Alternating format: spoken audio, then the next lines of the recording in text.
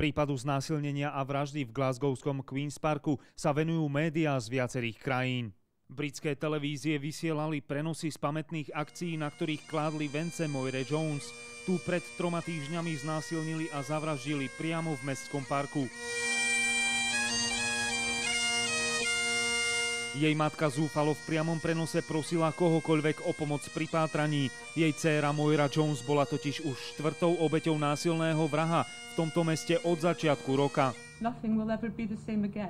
Už nič nebude ako predtým, ale prosím vás všetkých, pomôžte. Už to musí skončiť. 200 policajtov pátralo po vrahovi po celom Glasgowe. Queen's Park uzavreli na 2 týždne. Najväčší šok prichádza v útorok. Hlavným podozrivým je 32-ročný Slovák Marek z Nálepkova. Policajti zo Škótska sa obratili na nás s prosbou o pomoc pri pátraní po osobe, ktorá sa mala dopustiť trestných činov vraždy a znásilnenia. Keď sa o európskom zatýkači dozvedeli naši policajti, 32-ročný Marek bol v rukách mužov zákona do 24 hodín. 32-ročný Marek býval aj s rodičmi v tomto dome. Potom, ako ho predali a on odišiel za prácou do zahraničia, ľudia v dedine si vydýchli. To bol postrach ulic dediny vlastne. Bol dobrý chlapec, ale potom sa tak zhoršil, že to až nedobre bolo, hej.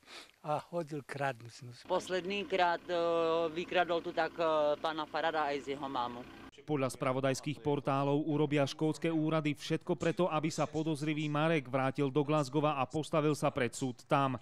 To môže trvať aj niekoľko týždňov. Podľa našich zdrojov je jeho kriminálna minulosť veľmi pestrá.